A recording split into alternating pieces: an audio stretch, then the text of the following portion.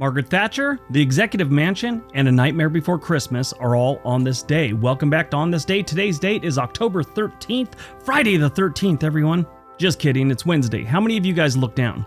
Today is the 286th day of the year. There are 79 days left in 2022. It is the 41st Thursday in the 41st week and the 22nd day of fall. You got 69 days left until winter. If today's your birthday, your birthstone is an opal. Today is National Train Your Brain Day. On October 13th, National Train Your Brain Day challenges us to some puzzling games and riddles. Whether you play solo or go up against teams, the day improves our thinking power. I watched this doctor years ago talk about how different puzzle and word games really help your brain, not just to improve your brain power and function, but actually helps you fight things like Alzheimer's. I don't know, I'm not a doctor, that's just what he said. I used to spend hours in the early days of Facebook on this game called Bookworm, where you find the biggest word in a grid of letters. It was fun. But exercising the brain is important. Routine activities don't keep the mind sharp. This day encourages us to expand and exercise our brains and use more of its potential capacity. Learning something new is another practice that benefits the brain. Learn a new language, something like that. Always be learning and your brain will work better. That's just a fact. All right.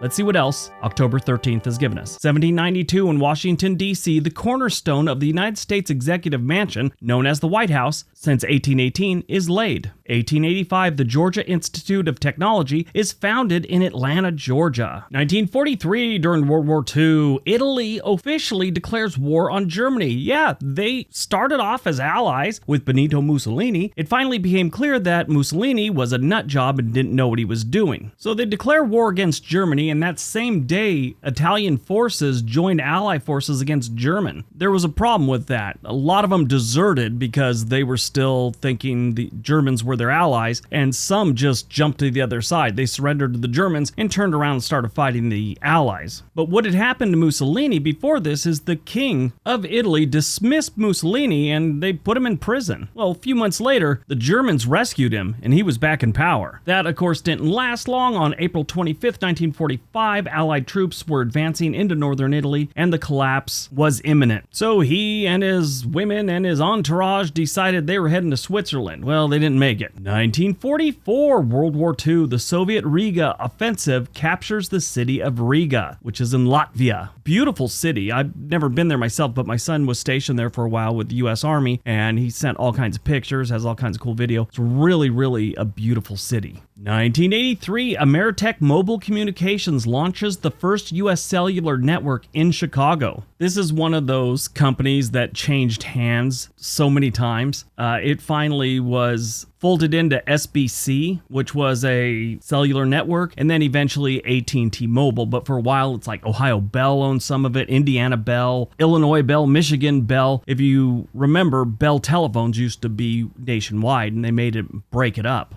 Ma Bell. Movies released on October 13th, 1993, The Nightmare Before Christmas. Such a great movie. It's not animation, I guess it's stop motion. Such a great movie. It's Tim Burton's musical dark fantasy, where character Jack Skellington, who was voiced by Danny Elfman, which was the lead singer of the band Oingo Boingo, he tries to bring the spirit of Christmas to Halloween Town, where he lives. My granddaughter loves this movie. Danny Elfman not only voiced the main character, but he also wrote all the music and lyrics for this movie. Born on October 13th, 1925, Margaret Thatcher. She led the United Kingdom's Conservative Party from 1970 to 1995. She was the first female prime minister from 1979 to 1990. Originally a chemist, she entered into politics and became known as the Iron Lady for her unwavering politics. She attended Fittick Street Methodist Church and was involved in field hockey, poetry, swimming, and music during grammar school. Her tenure was marked by a mass economic deregulation and the privatization of state-owned companies. She married Dennis Thatcher in 1951, and the couple stayed married for 51 years until Dennis passed away in 2003. Margaret Thatcher died on April 8, 2013.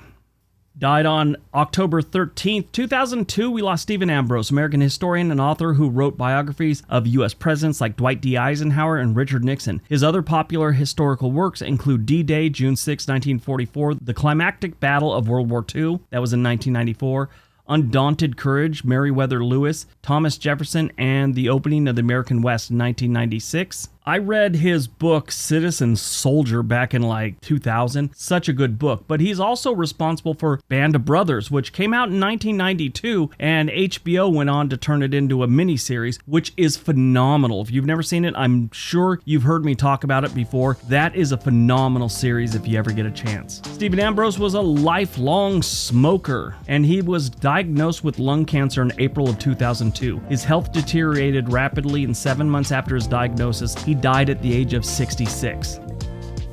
All right, that's today's video. Hope you guys enjoyed it. Hope you got some information out of it. Now go out, have a productive day, and be nice to each other.